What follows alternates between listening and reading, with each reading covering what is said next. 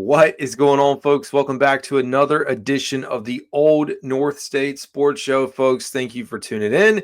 This is my latest episode in a few days. You guys know, if you're a subscriber, and more specifically, if you are a member, there's tons of content sitting out there right now, and it's been sitting out there for over a week. So at the very least, subscribe to the channel. But today, a few things to talk about. Adam Thielen's return, getting some news that we'll discuss around that. I don't think it was anything unexpected.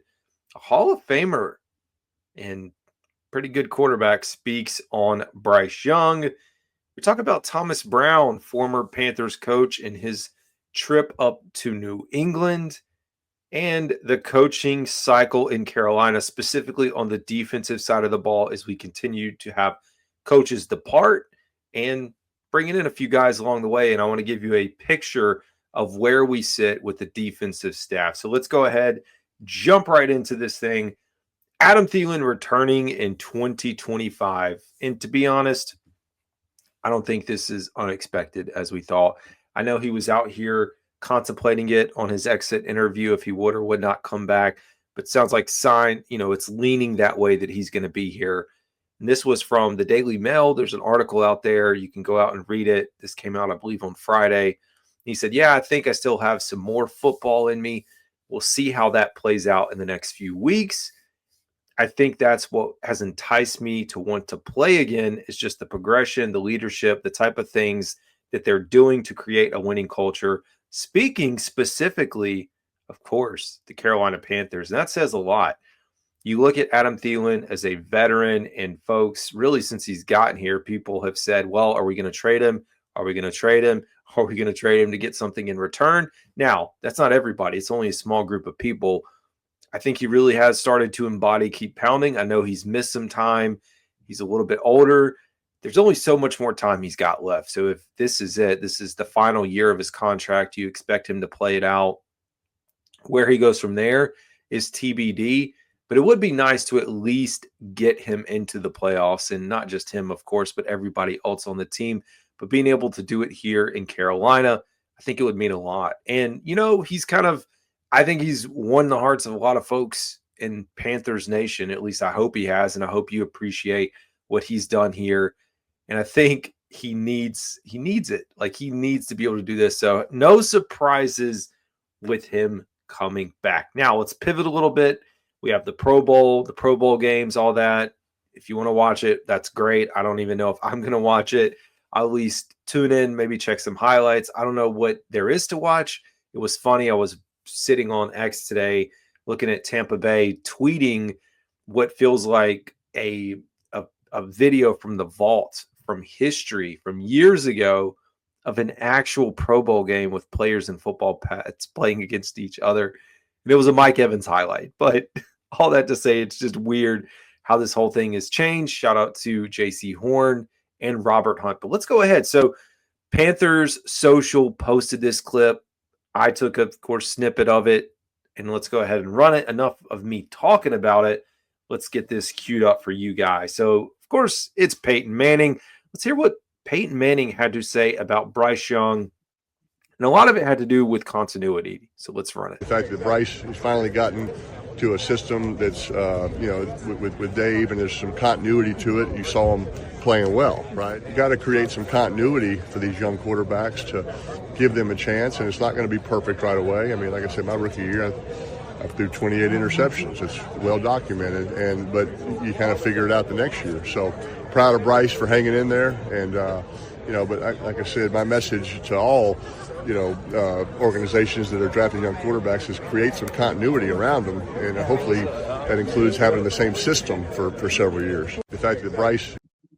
Yep, absolutely. Same system. And we're going to talk about a lack of continuity here in a second with a particular coach, which, I mean, you guys already know we're going to talk about Thomas Brown. But that is so important. I mean, you go back and we've talked about the coaching changes, the OC changes, scheme, all that's happened. Giving Bryce Young the ability to really learn this thing. And for Dave Canales too, because you think about Dave Canales as a play caller, his first time in Tampa Bay, his second time now with the new team in Carolina, his first season as a head coach. He's going to have another season under his belt in the same system with most of the same players returning, hopefully bringing in some more talent. And that continuity is something that should help Bryce Young even more.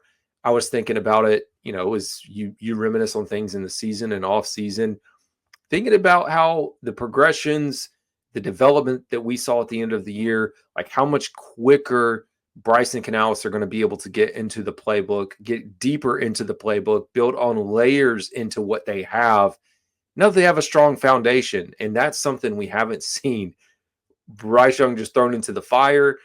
You look at his start to this season, and some people talked about it, but when you look at coming in from rookie year to his second year, and of course he stumbles along the way, there were people that didn't really want to talk about the fact that he had a new system that he was learning.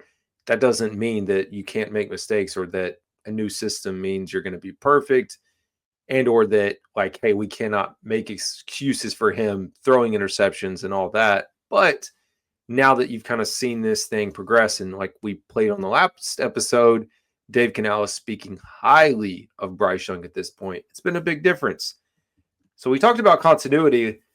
One man that has just had an unfortunate last 3 to 4 years in the NFL has to be Thomas Brown of the New England Patriots, former offensive coordinator.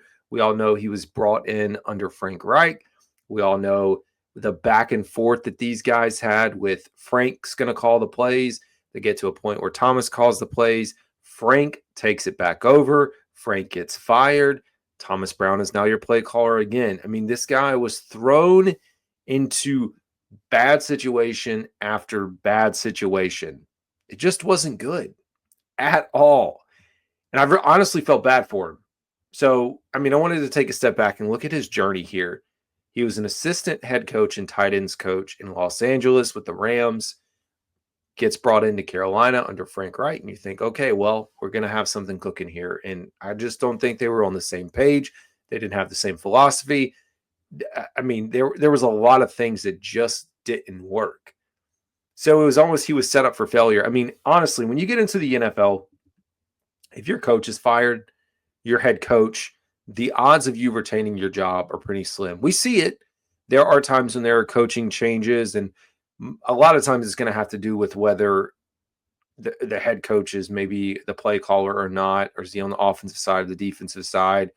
Is the other, if he's an offensive coordinator, is the defensive coordinator retained, like you saw here with Dave Canales after Frank Reich was gone? So all those things play into it. But traditionally speaking, like in this case, Frank Reich was an offensive-minded coach. Writing was on the wall that Thomas Brown was not going to be here. So goes from assistant head coach, tight ends, to offensive coordinator. And my gosh, did he have a tough run with Chicago Bears. So he goes there to kind of get his feeding to establish himself. And he's set up as the passing game coordinator. Nice role. Set up the passing game, understand the defenses that you're playing, the schemes. What can you do in the passing game to help your quarterback? Like, all right, let's cook something up for Caleb Williams. Well, it's unfortunate because the offensive coordinator gets fired. He gets put in the role of offensive coordinator. And if that was not enough, then gets promoted to interim head coach. Just think about that progression. It is wild. Absolutely wild. Now, I hope he finally is going to get a chance to breathe, to grow, and to develop, because I do think he can be a good coach. Like, I am not one of the folks that were here in Carolina that thought he was terrible. I think he can become a good coach in the NFL, eventually a head coach. He's shown he's got the character traits and the ability to do it. Now he's going to have some time, hopefully, in New England as the passing game coordinator and tight ends coach, kind of getting his footing underneath him, doing some things well that he's already done before. And so I just wish him the best. I mean, I cannot talk about what he had to go through and just, oh man, it was a complete and utter mess. Now, speaking of coaching cycle and changes and things that have happened, let's take a quick look at some news. DeAngelo Hall, the assistant defensive backs coach, they've parted ways, mutual parting, whatever you want to call it. He's no longer in Carolina. Gone. Now, this is another change that's happened in the offseason as we look at the defensive staff. Ejiro Evero's still here, but 3 or 4 guys underneath him have now been fired. 2 guys have been hired along the way. Still many shoes to fill. But this one did feel mutual. It was like, okay, let me get out. And I saw he's already interviewing or getting looks for other position coaches right now on other teams. So anyways, with that said, with him gone, let's take a look at the state of the Panthers defensive staff right now. So Tim Lukabo was your outside linebacker coach in 24. In 2025, you have AC Carter that's been hired and taking over. DeAngelo Hall, your assistant defensive back coach. We have a question mark. We don't know who's going to be replacing him. Burt Watts out of the secondary. You have question mark Ronaldo Hill, who was hired, possibly taking over. And then Bobby Maffei, who was your quality control coach, still to have a replacement. So 4 coaches fired up to this point, with 2 coaches, at least in the current setup, with openings at their respective positions. So still some work to do for the Carolina Panthers. It's a busy time. It's an important time to figure out who's coming in to take over. And in one of the comments, there was a really good call out from someone when we were talking about how much of a difference does coaching make year over year, because I'm like, how much are we bringing in these new guys? Are they going to really impact? And you think about the offensive side of the ball, specifically the offensive line from last year to this year. Now, I know it's a new scheme, and I know you brought in some better pieces, but overall, the play of the offensive line was much, much better. And I do think a lot of that had to do with coaching. So I don't know that they can coach up TJ Johnson to get 6 or 7 sacks per year, but I do like the whole unit and what they have the potential to do. So anyways, folks, that is going to do it for today's episode. Appreciate y'all tuning in. This is Carolina Dad. Y'all have a good one.